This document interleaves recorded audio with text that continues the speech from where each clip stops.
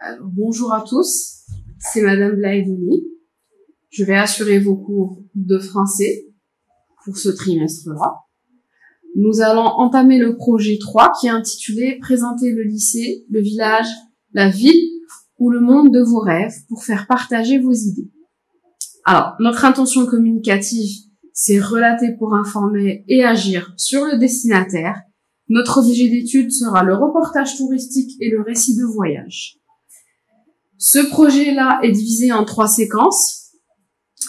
La première que nous allons aborder aujourd'hui est rédiger un récit de voyage.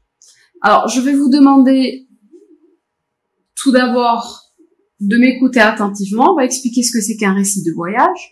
Alors, un récit de voyage comporte des passages narratifs, déplacements, aventures, incidents divers, anecdotes et des passages descriptifs, gens du pays, lieux, visites, paysages, ambiance. C'est-à-dire que ce récit de voyage, il va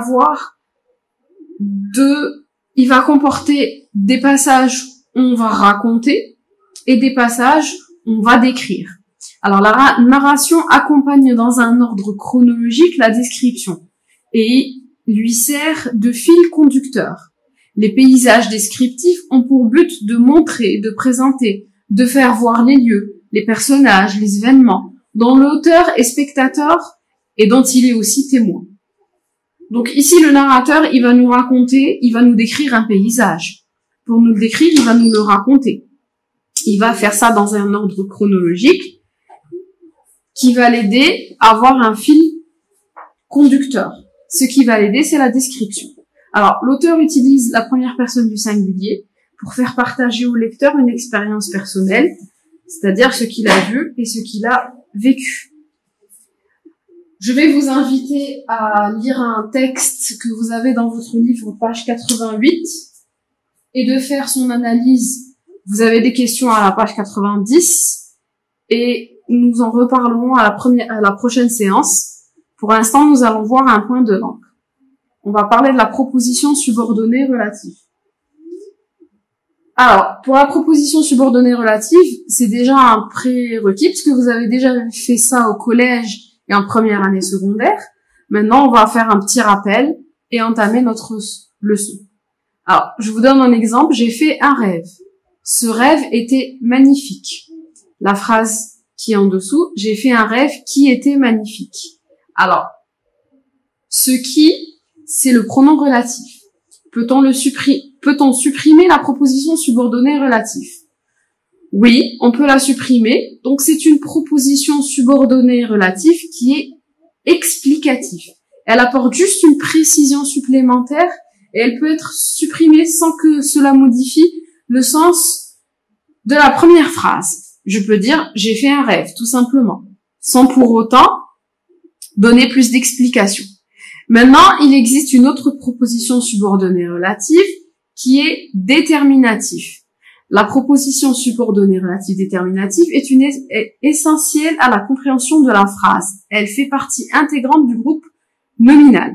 Je pourrais vous dire « j'ai acheté une robe ».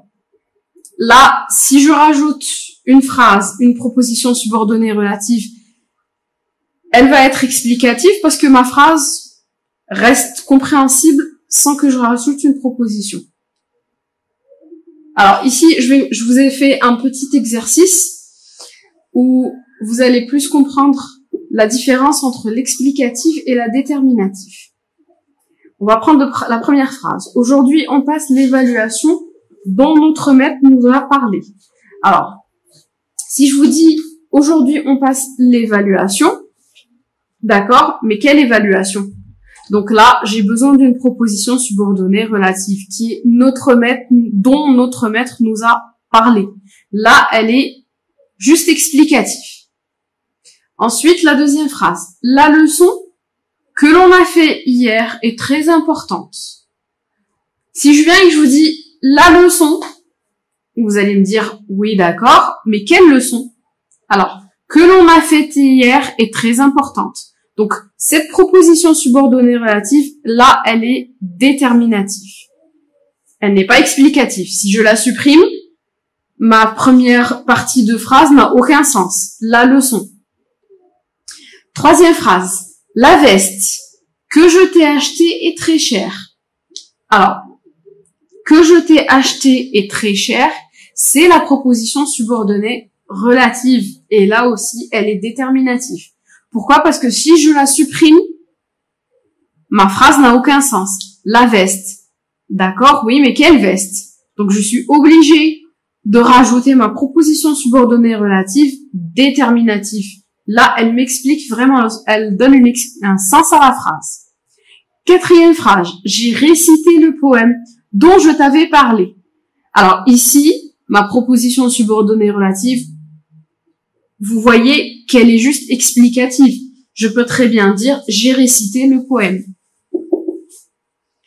Pour ma cinquième phrase, Paye est l'architecte qui a imaginé la pyramide du Louvre. Là aussi, elle est uniquement explicative. Qui a imaginé la pyramide du Louvre?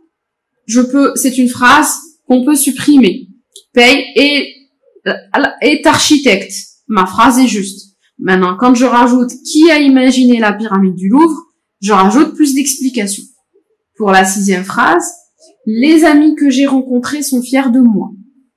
Alors, les amis, si je supprime ma proposition subordonnée relative, là, je vais avoir les amis, je vais avoir une phrase sans sens. Donc, ma proposition subordonnée relative ici, elle est déterminative.